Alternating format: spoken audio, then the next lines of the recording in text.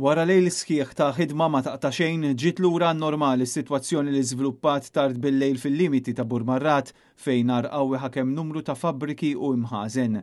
Għalkemm in-nirien ġew kontrollati mill-membri ta' CPD jidher li fl-operazzjoni weġġew żewġ ħaddiema u wieħed mill-volontieri li kien qed jassisti lil pumpieri huma ttieħdu l-isptar u qed jingħataw il-kura meħtieġa.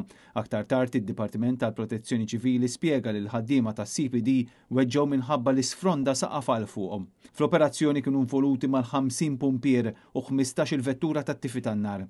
Net News jinsab informati li n-nar żviluppa f'żona fejn kien hemm maħżuna numru ta' kontenituri tal-plastik b'detergents u toiletries u kien għalhekk illi n-nirien infirxu ferm aktar malajr. Il-każ seħħ l-ħabta ta' 8 ta' filgħaxija u mal-ewwel waslu fil-post kemm il-vetturi ta' CPD kif ukoll pulizija u ambulanzi sabiex jassistu, kif ukoll uffiċjali ta' Transport Malta u kumpaniji privati li provdew bowsers bl-ilma. It-triq li tagħti lejn it-tela tal-Awommu ġiet magħluqa s-sigurtà tas-sewwieqa. Il-pumpieri qattaw lejl sħiħ sakemm min-nar ġie taħt kontroll għalkemm sa filgħodu l-operazzjoni fil-post kienet għadha għaddejja. Intant il-Maġistrat Filip Galja Farrugia qed imexxi inkjesta dwar dan il-każ.